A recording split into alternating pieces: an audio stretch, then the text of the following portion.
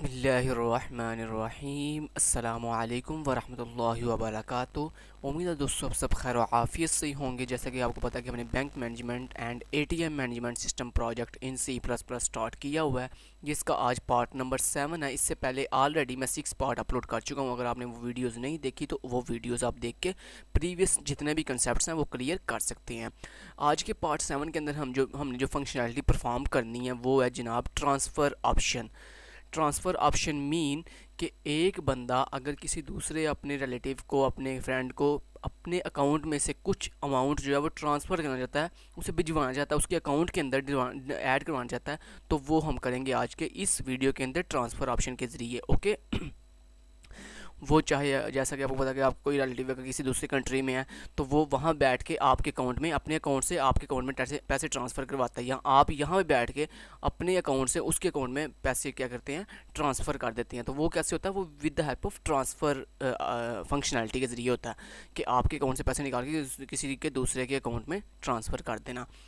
तो आज हम ये फंक्शनलिटी परफॉर्म करना स्टार्ट करने लगे हैं। तो यहाँ पे देखिए मैं सबसे पहले यहाँ पे एक फंक्शन क्रिएट कर लेता हूँ। ये तो आपको प्रीवियस 6 पार्ट के अंदर ये सारा कुछ क्लियर है। ओके, यहाँ तक अगर आपने नहीं देखा तो आप प्रीवियस पार्ट लाजमी देखें, क्योंकि मैं ये दोबारा चीज़ें रिपीट नहीं करने वाला, और आप ये सारा सोर्स कोड खुद मैनेज करेंगे, मैं मैनेज नहीं करूँगा, यानी मैं आपको प्रोवाइड नहीं करूँगा सोर्स कोड। ये मैं आपको पहले बता रहा हूँ, ठीक है। अगर आपने सोर्स कोड एंड पे जा कहा कि हमें जी सोर्स कोड प्रोवाइड कर दें बिल्कुल फ्री ऑफ कॉस्ट, तो ऐसा नहीं होने वाला, ठीक है। तो आपने अगर सोर्स कोड फ्री में हासिल करना तो ये पूरी वीडियोस वॉच करें और ख़ुद टाइप करें सोर्स कोड, ठीक है। और अगर आपने सोर्स कोड लेना है तो उसके लिए आप 1000 रुपया देंगे मुझे मेरे ईजी पैसा अकाउंट के ऊपर, जिसके ज़रिए आपको सोर्स कोड जो है वो अवेलेबल किया जाएगा bank management and ATM management system का कंप्लीट 100% सोर्स कोड। जब ये कंप्लीट हो जाएगा तो उसके लिए 1000 रुपये जो है वो फ़ी है।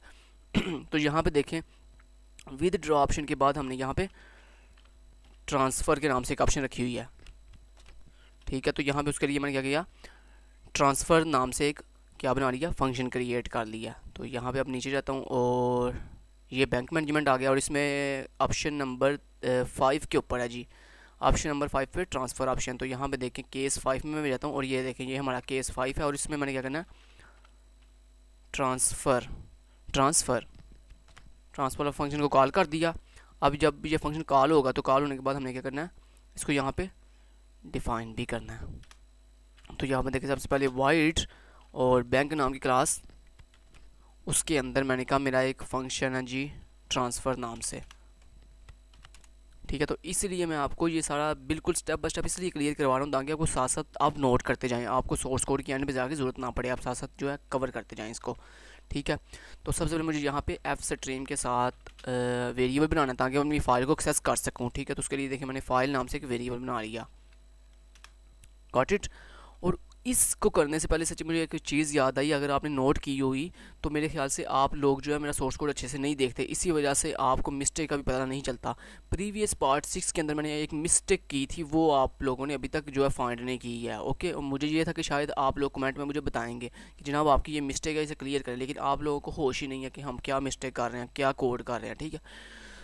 तो इसका मतलब है या तो आप वीडियो वॉच सही तरीके से नहीं करते, या फिर आप फोकस ही नहीं करते सही तरीके से वीडियो के ऊपर कि हम ये कहाँ पे ऐड कर रहे हैं। ये देखें यहाँ पे, जहाँ पे मैंने आपको प्रीवियस वीडियो में बताया था कि पार्ट जो है ना हमने 6 के अंदर एक डिपॉजिट ऑप्शन और विद ड्रॉ ऑप्शन के ऊपर काम किया था। विद ड्रॉ ऑप्शन के अंदर मैंने क्या कहा था, मैंने यहाँ पे एक कंडीशन लगाई हुई थी, इफ़ कि अगर जो मेरी जो आईडी है, यानी जिस बंदे ने अपनी अमाउंट विद ड्रॉ करवानी है, अगर उस बंदे ने जितनी अमाउंट कही है निकलवाने के लिए, ठीक है, अगर वो अमाउंट जो है वो अगर यानी अगर लेस देन या इक्वल है उसके बैलेंस के, करंट बैलेंस से, तो फिर तो ठीक है, फिर वो अमाउंट निकल आएगी। लेकिन दोस्तों अगर वो जो जितनी वो अमाउंट विद ड्रा करवा रहा है, अगर वो अमाउंट उससे करंट बैलेंस से ज़्यादा है, तो ऐसा नहीं होता कि आपके अकाउंट में अमाउंट थोड़ी पड़ी हुई है और आप ज़्यादा ज़्यादा अमाउंट जो है वो विद ड्रा करवा लें यानी निकलवा लें, ऐसा नहीं होता। बल्कि क्या होता है, पहले चेक लगता है, वहाँ पर आपकी अमाउंट चेक की जाती है, क्या जो आप अमाउंट निकलवा रहे हैं क्या वो अमाउंट आपके करंट बैलेंस से कम है या उसके इक्वल है, तो देन वेलकम। अदरवाइज वो आपको एरर दे देता है, कहता भाई your current balance is less. Okay, तो वही चीज़ यहाँ पे थी कि हमने यहाँ पे कंडीशन लगाई हुई थी, और एल्स में हमने क्या किया हुआ था, एल्स में हमने एक मैसेज डिस्प्ले करवाया your current balance is less, लेकिन उसके साथ हमने एक एरर ये किया कि जो हमने अब देखें जो रिकॉर्ड हमने विदड्रॉ किया ही नहीं है तो उसको हमने फाइल में तो भिजवाना ना। जैसे ये देखें जी, ये जो जैसे मैंने आपको बताया था कि यहाँ पे जो एल्स कंडीशन है ये क्या कर रही है, जिस रिकॉर्ड को हमने अपडेट नहीं करना यानी जिसके बैलेंस को विदड्रॉ नहीं करना उन तमाम यूज़र का रिकॉर्ड हम कहाँ भिजवा रहे हैं, न्यू फाइल के अंदर। तो दोस्तों जब हमने ये जो बंदा जिसका हमने अभी भी विदड्रॉ नहीं किया उसके करंट बैलेंस के कम होने की वजह से उसका भी तो हमने डाटा दोबारा भिजवाना ना फाइल में, ठीक है। तो वो तो हमने भिजवाया नहीं था, तो उसके लिए देखें यहाँ पे आपने क्या करना था, यहाँ पे आपने ये वाला जो लाइन ऑफ कोड है ना फाइल में डाटा भिजवाने वाला, ये दोबारा से लिखना था एल्स के अंदर। ये आपका बहुत बड़ा एक जो है ना एरर था कि आप जिस बंदे का रिकॉर्ड अपडेट कर रहे थे उस बंदे का रिकॉर्ड गया ही नहीं फाइल में, ठीक है, वो एम्प्टी चला गया। यानी उस बंदे का पूरा आप रिकॉर्ड आपने एक तरह का बैंक से रिमूव कर दिया, तो ऐसा तो नहीं होता है, ठीक है। तो वो उसके लिए हमारा एरर क्या था कि हमने यहाँ पे वो डाटा राइट करने वाली कमांड नहीं थी लिखी है, तो यहाँ पे आपने ये दोबारा पूरी कमांड लिखनी थी ताकि वो आपका जो डाटा वो दोबारा से न्यू फाइल में चला जाए अगर उसने विदड्रॉ नहीं किया, ठीक है। तो यही एरर था। अब नेक्स्ट काम स्टार्ट करते हैं। अब देखें यहाँ पे सबसे पहले मैं क्या करूँगा जी, system clear screen, system CLS C out,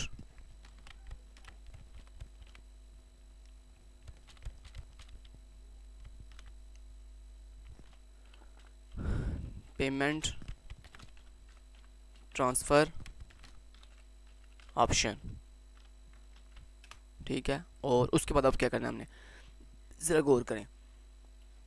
सबसे पहले देखें हमने पेमेंट ट्रांसफ़र करने से पहले ये चेक करना कि जिस बंदों की पेमेंट हमने यानी जिसके अकाउंट से पेमेंट ट्रांसफ़र करनी है और जिसके अकाउंट में डलवानी है वो डाटा कहाँ पड़ा हुआ है, फाइल हमारी डाटाबेस में।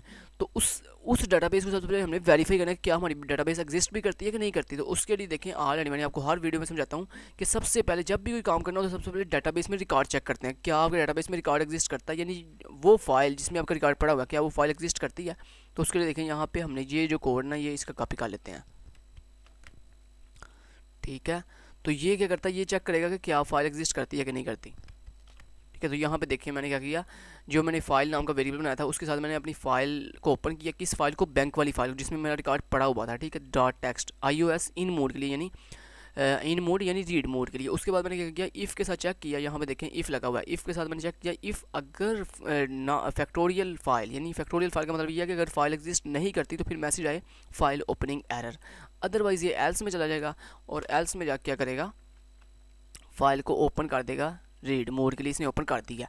अब मुझे उस फाइल में से डाटा लेके आना, तो उसके लिए एल्स की पहले मैं ब्रैकेट क्लोज करूँ, तो ये मैंने एल्स की जो है ब्रैकेट क्लोज की और अब इसके अंदर मुझे कोड करना है, ठीक है। और अब देखें अगर फाइल एग्जिस्ट करती है तो फिर फाइल को मैंने ओपन किया रीड मोड के लिए, ये देखें यहाँ मैंने रीड मोड के लिए ओपन किया और इसमें से रिकॉर्ड लेके आना मुझे। तो रिकॉर्ड लाने के लिए ये ऑलरेडी हमने रिकॉर्ड लाने वाला कोड ऊपर लिखा हुआ है, तो यहाँ से हम रिकॉर्ड ले फैच करके ले आते हैं। तो ये देखें ये रिकॉर्ड लेके आ रहा है, ठीक है। तो यहाँ से देखें मैंने इस लाइन को कॉपी किया और इस जगह पे पेस्ट कर दिया। लेकिन इस जगह पे पेस्ट करने से पहले अब मुझे क्या करना है, सबसे पहले मुझे ये करना है कि जिस बंदे ने पेमेंट ट्रांसफ़र करनी है किसी दूसरे बंदे के अकाउंट में, तो जिस बंदे ने पेमेंट ट्रांसफ़र करनी है उसकी पहले मुझे आईडी लेनी है। तो उसकी आईडी मैं कैसे लूँगा, सी आउट, मैं यहाँ पे कहूँगा एंटर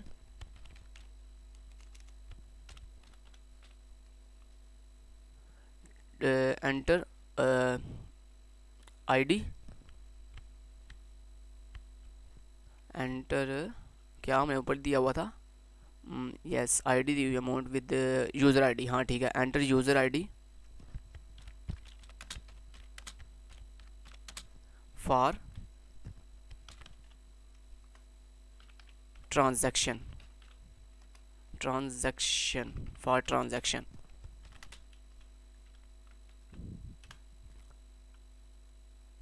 नहीं ये नहीं सेम करते, एंटर सेंडर हाँ लिखते हैं सेंडर यूज़र आईडी, जिसने यानी सेंड करना है पैसा, सेंडर जिसने पैसे सेंड करने हैं, तो sender user ID for transaction. और यहाँ पे हमने लिख दिया सी इन एस अंडरस्कोर आईडी यानी sender ID, S underscore ID mean sender ID. और उसके बाद मुझे क्या करना है, उस बंदे की आईडी लेनी है जिस बंदे ने रिसीव करनी है,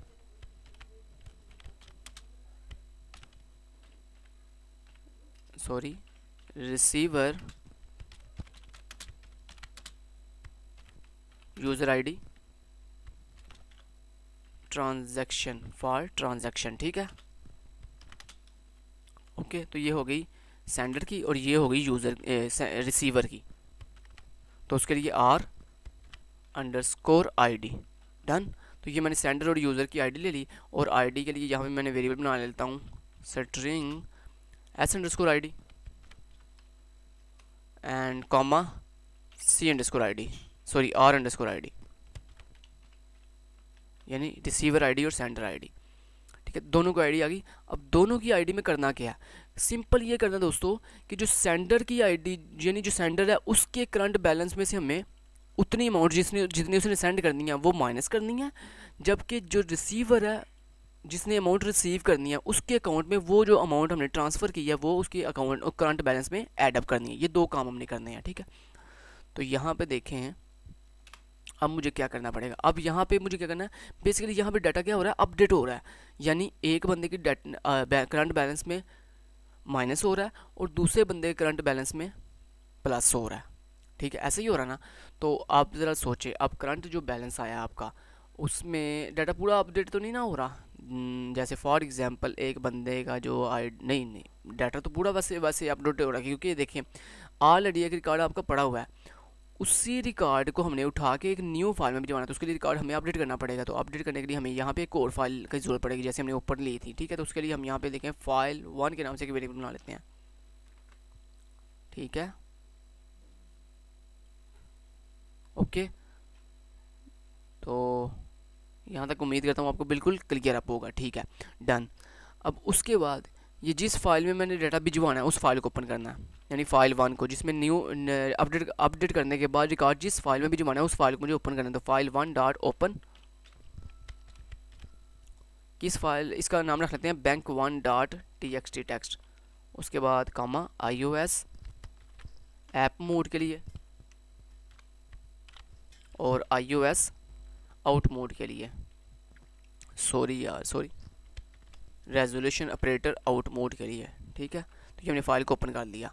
अब जब ये फाइल ओपन हुई है तो यहाँ पे मुझे क्या करना है, एक वाइल लूप लगानी है जब तक फाइल डॉट EOF नहीं रहती तब तक ये लूप चलती रहे और ये वाला रिकॉर्ड लाती रहे। Ctrl+C Ctrl+V,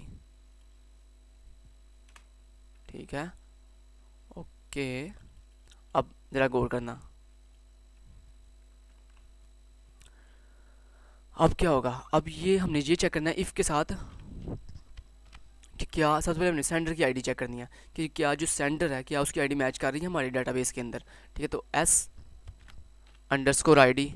इक्वल टू है किसके, आईडी के, ठीक है।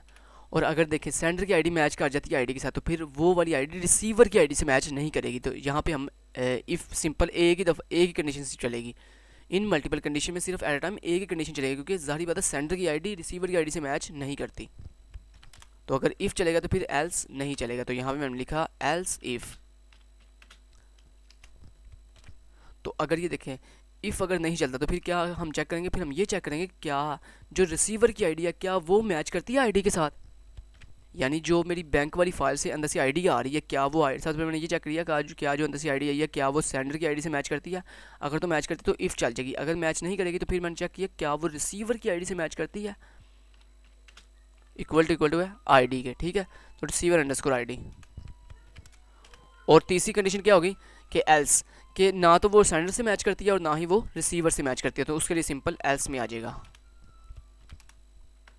ठीक है। सिंपली ये कर लिया इतना। तो अब देखें अगर वो सेंडर से मैच करती है तो इसका मतलब है ये जो आईडी सेंडर से मैच की है इस आईडी का जो भी करंट बैलेंस है, ये जो करंट बैलेंस है उसे मुझे क्या करना है, माइनस करना है, Ctrl+C। तो यहाँ पे देखिए मैंने लिख दिया करंट जो बैलेंस है उसमें से माइनस कर दो क्या, जितना बैलेंस उसने ट्रांसफ़र करना है, जितनी पेमेंट उसने ट्रांसफ़र करनी है।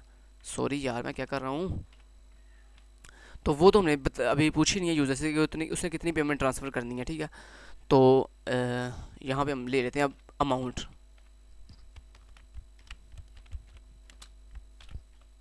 एंटर ट्रांसफ़र AMOUNT अमाउंट, ठीक है, एंटर ट्रांसफ़र अमाउंट, या ट्रांसफ़र अमाउंट लिख लें, ट्रांजैक्शन अमाउंट लिख लें, जो मर्ज़ी लिख लें, ट्रांजैक्शन अमाउंट लिख लेते हैं, एंटर ट्रांजैक्शन अमाउंट। और यहाँ पे ट्रांजैक्शन के स्पेलिंग गलत, ओके तो यहाँ पे भी ठीक कर दिए। ट्रांजैक्शन अमाउंट हम ले लेते हैं जनाब सी इन और AMOUNT अमाउंट वाले वेरिएबल में, ठीक है। तो अमाउंट वाले वेरिएबल में ट्रांजैक्शन ले ली, और यहाँ पे देखिए मुझे उस अमाउंट को फ्लॉटिंग में करना है, क्योंकि ज़ाहिर पता है अमाउंट पॉइंट में भी हो सकती है, तो उसके लिए फ्लॉट AMOUNT अमाउंट वाला वेरिएबल डिक्लेयर कर दिया, क्लियर। तो यहाँ पे ये अमाउंट ले लेगा।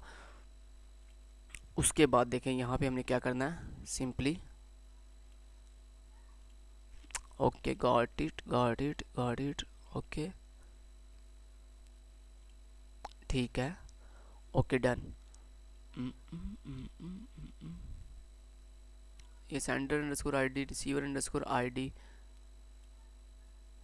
ओके। तो अब बैलेंस हमने क्या करना है, बैलेंस में से माइनस कर देना क्या, उसकी जितनी भी अमाउंट उसने ट्रांसफ़र की है, अमाउंट जितनी भी उसने अमाउंट कही है कि मैंने ट्रांसफ़र करनी है, उतनी अमाउंट हमने करंट बैलेंस में से माइनस कर देनी है। लेकिन उसके लिए हमें यहाँ पे चेक लगाना पड़ेगा। क्या वाला चेक लगाना पड़ेगा, यहाँ पे देखें, आपने अच्छे से ज़रा दिमाग खोलें ज़रा अपना।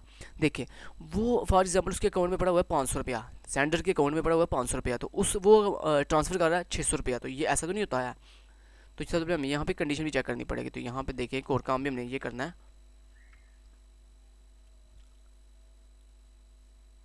एक मिनट यहाँ पे देखें एल्स इफ लगाने की ज़रूरत नहीं है। हम यहाँ पे ऐसे करते हैं, इफ़ के अंदर ही दोनों को मैनेज कर लेते हैं और ऑपरेटर के साथ,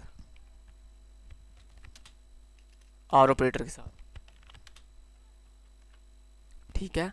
तो हमने यहाँ पे क्या किया, हमने कहा कि S underscore ID equal to वो आईडी के, और आर जो मेरा रिसीवर अंडरस्कोर आईडी है वो भी इक्वल टू वो किसके, आईडी के, या रिसीवर आईडी के इक्वल हो जाए या सेंडर आईडी के इक्वल हो जाए, दोनों में से कोई एक भी चल गया तो ये इफ के अंदर आ जाएगा।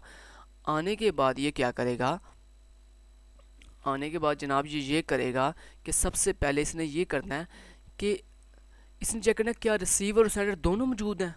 यानी ये तो हमने चेक किया इफ़ के साथ, कैसे बोला कि अगर सिर्फ सेंडर मौजूद है, तो यहाँ पे चले हमें ऐसे भी कर सकते हैं, इसको पहले ही हम चेक करवा लें कि इफ़ अगर sender underscore ID equal to वो आईडी के, तो क्या करे, एक फाउंड वेरिएबल बना लेते हैं और उसको इंक्रीमेंट कर देते हैं, ठीक है।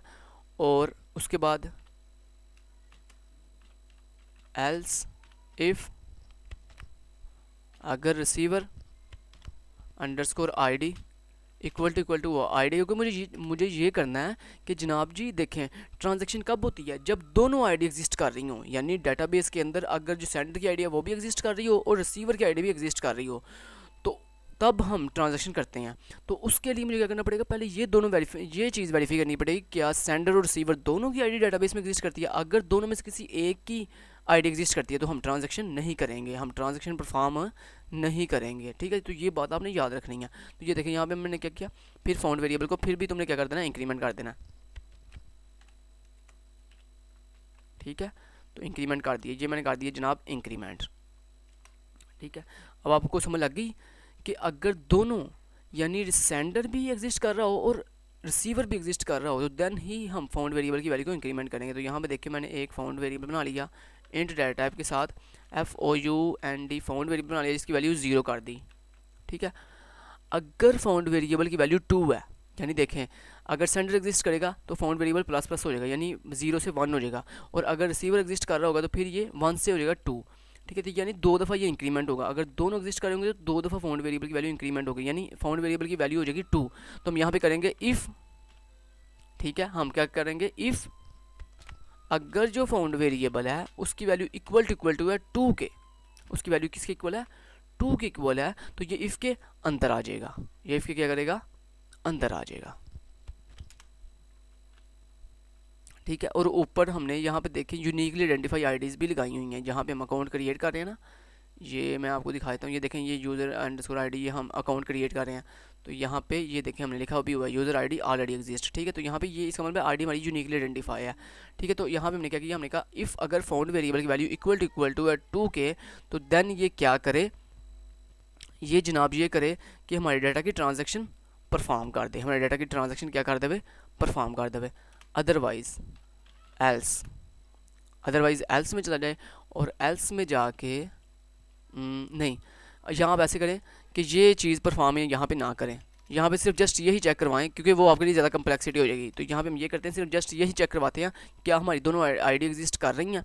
अगर तो दोनों आईडी एग्जिस्ट कर रही हैं तो देन ये फाउंड वेरिएबल ट्रू हो जाएगा। तो यहाँ पे जाके देखें, मैंने फ़ाइल पहले क्लोज़ करवा दी, यहाँ पे फाइल डॉट CLOSE क्लोज़ करवा दी,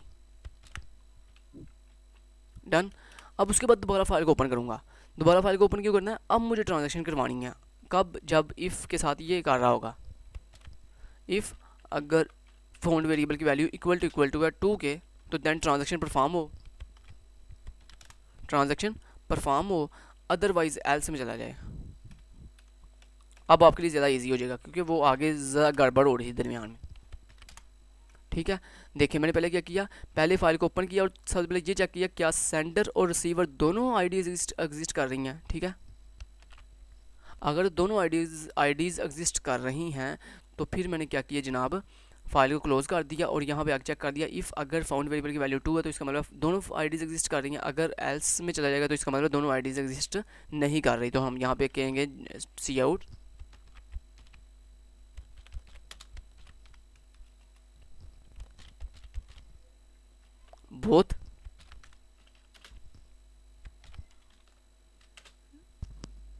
both transaction IDs transaction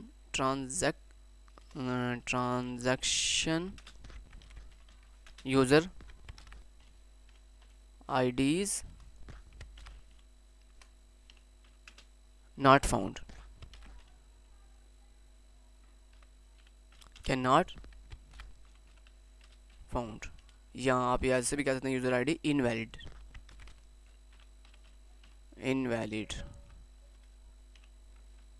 ठीक है। तो ये कह दिया, लेकिन अगर ए फाउंड के साथ उसे आईडीज़ मिल जाती हैं दोनों, तो इसका मतलब हमें फिर ट्रांजैक्शन परफॉर्म करनी है। और अगर ट्रांजैक्शन परफॉर्म करनी है तो ये देखें, ये फाइल 1 को हम इसके अंदर आके ओपन कर लेते हैं। ठीक है, क्योंकि हमें फाइल 1 को तब ओपन करना है, हमें फाइल 1 को तब ओपन करना है जब ये ट्रांजैक्शन परफॉर्म होगी। गॉट इट, समझ लग गई? ओके, तो इतना काम देखें हमने कर लिया। Okay done. अब बैंक 1 को फाइल को ओपन किया और ट्रांजैक्शन मुझे परफॉर्म करनी है। ट्रांजैक्शन कैसे परफॉर्म करनी है, सबसे पहले फाइल 1 को ओपन किया और साथ ही फाइल को भी ओपन करना है। तो फाइल डॉट ओपन, किस फाइल को, बैंक वाली फाइल को, बैंक डॉट TXT टेक्स्ट। मुझे पता है आज ज़रा वीडियो लेंथी हो गई है, लेकिन आपने घबराना नहीं है क्योंकि मैंने आपको देखे इतने ईजी वे के साथ सारे कंसेप्ट क्लियर करवा रहा हूँ। क्योंकि यहाँ पे दोस्तों अगर एक भी चीज़ ना हुई हमारी तो हमारी सारे के सारा ट्रांजैक्शन ख़राब हो जाएगी। तो हमें एक चीज़ वेरीफाई यहाँ पे करनी है, जैसे ओरिजिनल आपके बैंक में होता है। तो आगे iOS इन मोड के लिए, ठीक है, तो यहाँ पे इन मोड लगा दिया और फाइल 1 के अंदर, ठीक है। ओके, अब मुझे क्या करना है, फाइल में से डाटा लेके आना। तो उसके लिए यहाँ पे देखें ऑलरेडी हमने ये कोड लिखा हुआ है, Ctrl+C Ctrl+V, उसके बाद वाइल लूप लगाई जो तब तक चलेगी जब तक फाइल डॉट EOF नहीं हो जाती। ठीक है, और अगर फाइल EOF नहीं हो जाती तो यहाँ पे दोबारा डाटा लेके आए और वाइल लूप में मुझे करना क्या है, इफ़। ठीक है, अब देखें आईडीज़ दोनों अब एग्जिस्ट कर रही हैं। अब आईडीज़ दोनों एग्जिस्ट कर रही हैं, लेकिन उसके साथ एक और काम भी हमने करना है। वो काम क्या करना है भला? वो काम ये करना है कि जनाब जो सेंडर है, जिसने सेंड करना है पैसा, जिसने सेंड करना है, उसकी आईडी मैच कर रही हो आईडी के साथ। ठीक है, तो यहाँ पे मैंने लिखा जो सेंडर है, जो सेंडर की आईडी है वो इक्वल टू वो आईडी के, एंड उसका जो अमाउंट जो उसने ट्रांसफ़र करनी है वो भी ग्रेटर देन और इक्वल टू हो किसके, उसके करंट बैलेंस के, उसके करंट बैलेंस से, बैलेंस। ठीक है, उसके करंट बैलेंस से क्या हो, ग्रेटर देन हो या उसके इक्वल हो। तो फिर ये इफ़ के अंदर आए, फिर ये क्या करे, इफ़ के अंदर आ जाए।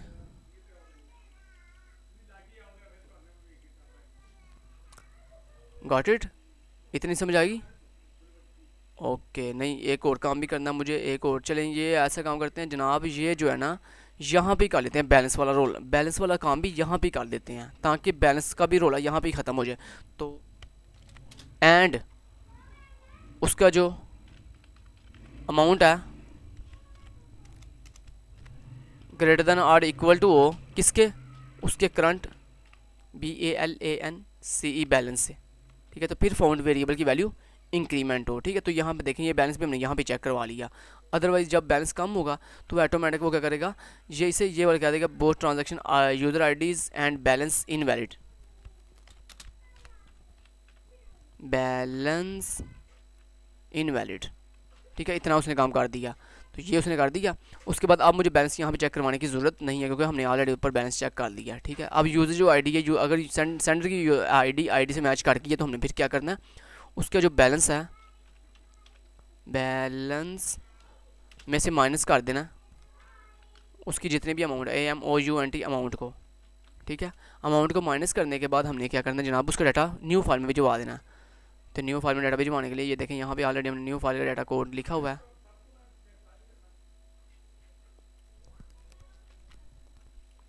ठीक है। तो ये हमने ऑलरेडी कोड लिखा हुआ था, तो यहाँ पे मैं आ गया हूँ और यहाँ पे आके न्यू फाइल में हमने रिकॉर्ड क्या कर दिया, भिजवा दिया, ठीक है। तो ये चला गया हमारा जनाब न्यू फाइल में रिकॉर्ड। उसके बाद एल्स इफ अगर जो रिसीवर की आईडी है, रिसीवर आईडी अगर वो इक्वल टू वो आईडी के, तो हमने क्या करना है, हमने फिर उसका बैलेंस उसके बैलेंस में से माइनस करना है, उसके बैलेंस में से क्या करना है,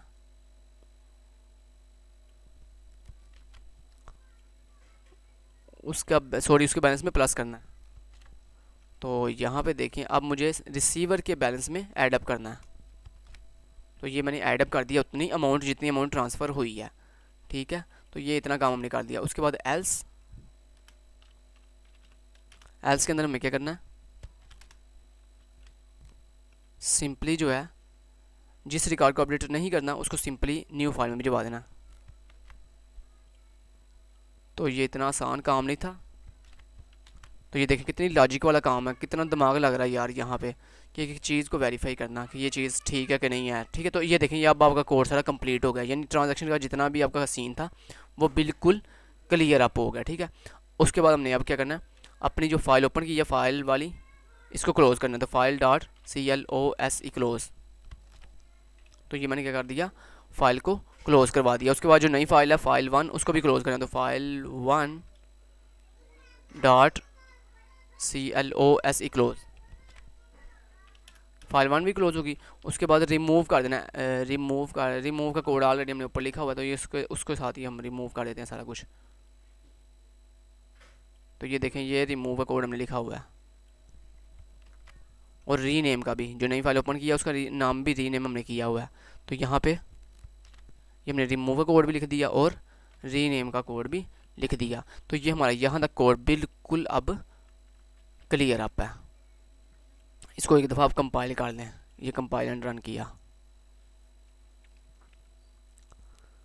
ठीक है जी। तो यहाँ पे देखें एक एरर दे रहा है, ये बेसिकली आपने यहाँ पे लेस देन के ऑपरेटर नहीं लगाए, तो ये लेस देन के ऑपरेटर लगा दिए, ओके। अब दोबारा कंपाइल एंड रन करते हैं।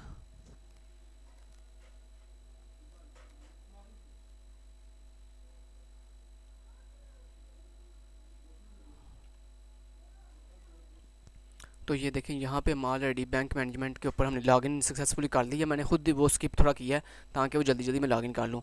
तो यहाँ पे देखें अब मैं अगर ट्रांसफ़र ऑप्शन वाले पे जाता हूँ 5 के साथ, तो ये देखें यहाँ कह रहा है फाइल ओपनिंग है, इसका मतलब फाइल एग्जिस्ट नहीं कर रही। तो सबसे पहले एक न्यू यूज़र क्रिएट कर लेते हैं जल्दी से। तो मैं यहाँ पर आपको न्यू यूज़र क्रिएट, तो ये मैंने सक्सेसफुली 2 जो है वो बंदों के अकाउंट क्रिएट कर दिए हैं। अब मैं ऑलरेडी यूज़र में जाकर आपको दिखा भी देता हूँ। देखें ये मैं 2 प्रेस किया, ऑलरेडी यूज़र में जाता हूँ और यूज़र आई डी देता हूँ फॉर एग्जाम्पल 100 LH। तो ये देखें ये एक बंदे का यूज़र अकाउंट आ गया है, ठीक है। तो उसकी पिन कोड और उसका पासवर्ड, अगर मैं कोड आपको दिखाऊँ ऑलरेडी यूज़र में जाकर, तो ये दूसरा है 102 LH। तो देखें ये उसका पिन कोड और पासवर्ड आ गया, ठीक है। तो ये आपके सामने 2 बन गए। अब हम ट्रांजैक्शन वाले ऑप्शन में जाते हैं, ये 5 प्रेस किया, एंटर हिट किया। यहाँ पे देखें send user I D for transaction, for example मैं यहाँ पे कोई रॉन्ग आई डी देता हूँ 103 जो कि एग्जिस्ट नहीं करती। मैं सिर्फ आपको ये चेक करवाना चाहता हूँ क्या ये एग्जिस्ट यानी चलता कि नहीं चलता, कंडीशन चेक करता कि नहीं करता। तो यहाँ पे देखें receiver user ID for transaction 100 LH। तो यहाँ पे देखिए एंटर ट्रांजैक्शन फॉर 500, तो यहाँ पे देखिएगा था both transaction user ID and balance invalid, इसका मतलब उसने ट्रांजैक्शन नहीं की। ठीक है, तो मैं आपको जाकर भी करवा देता हूँ आपकी फ़ाइल में से जाके। तो यहाँ पे देखें फ़ाइल अगर बन गई हो बैंक के नाम से, तो ये देखें बैंक के नाम की फ़ाइल बन गई है और ये देखें उसमें अभी भी उतना ही बैलेंस पड़ा होगा। तो ये देखें 500 और 1000 ट्रांजैक्शन नहीं हुई। क्यों नहीं हुई? क्योंकि आपने इनवैलिड चीज़ें दी हुई थी। ठीक है, तो ओके, अब मैं दोबारा आपको ट्रांजैक्शन करके दिखाता हूँ। बिल्कुल सक्सेसफुली देखें 5 के साथ ट्रांजैक्शन किया। और अगर मैं आपको दिखाऊं तो यहाँ पे देखें आपकी फ़ाइल के अंदर इस वक्त जो है ना, जो फर्स्ट आईडी है ना 100 वाली और दूसरी है 102 वाली, तो 100 वाली में 500 बैलेंस है और दूसरी जो है उसमें 1000 बैलेंस है।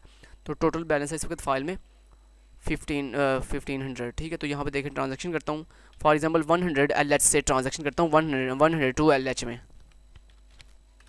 तो ये मैंने ट्रांजैक्शन की 102 LH में। तो यहाँ पे 102 LH में मैंने ट्रांजैक्शन की। कितनी ट्रांजैक्शन की? 500 की।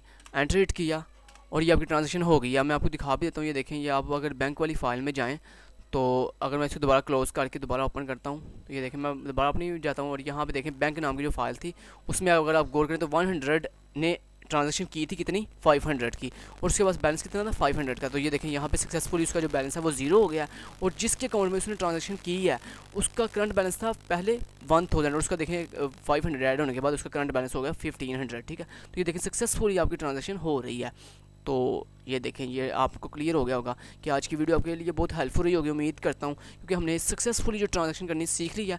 और यहाँ पे सिर्फ एक मैसेज हम डिस्प्ले छोटा सा करवा देते हैं ताकि जब ट्रांजैक्शन हो तो यहाँ पे एक छोटा सा हमें सिंपल सा एक मैसेज आ जाए। ठीक है, तो उसके लिए देखें यहाँ पे मैं एक मैसेज दे देता हूँ सी आउट के साथ।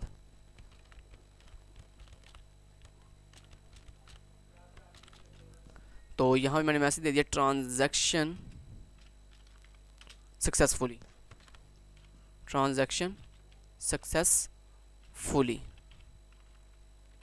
तो ये आपकी ट्रांजैक्शन जो है वो सक्सेसफुली हो चुकी है। ठीक है, तो ये मैसेज भी आ जाएगा। तो आई होपफुली आपको वीडियो अच्छी लगी होगी।